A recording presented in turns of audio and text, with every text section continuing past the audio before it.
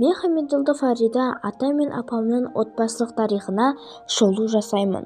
1991 жылы Қазақстан тәуелсіздік алғаннан кейін ата жұртқа оралған қазақтардың алғашқылары болып Павлодар облысы Май ауданы Ақшиман ауылына көшіп келіпті.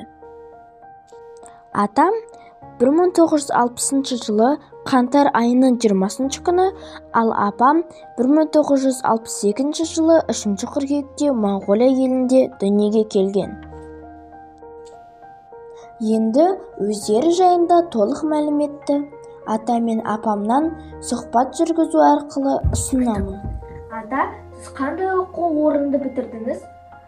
Атасы 1983 жылы ауыл шаруашылығы институтына оқуға түсіп, 1989 жылы бітірді. Инженер-механик мамандықпен. Сіз Қазақстанға көшіп келгеннен кейін қандай қызмет атқардыңыз?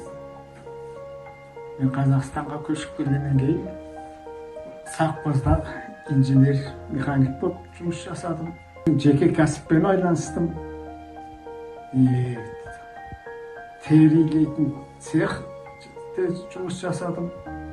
Одан кейін соңында ауылдағы жеке үйлерге жылу жүйесін жөндейтін кәсіппен айланыстым.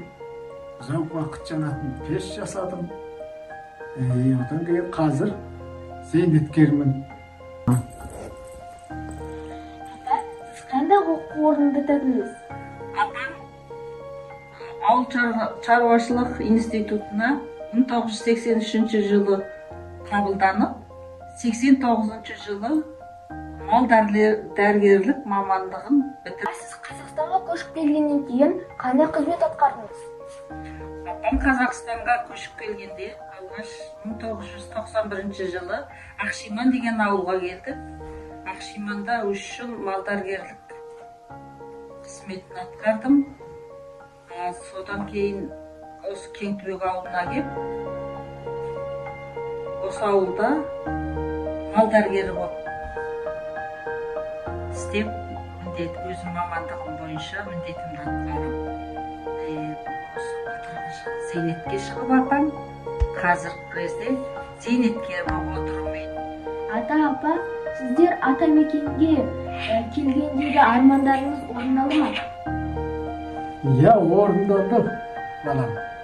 Біз міне Құдайға шүкіршілік барлық еңбегімізді істеп, бала шағалы болып, баладар өсіп өніп,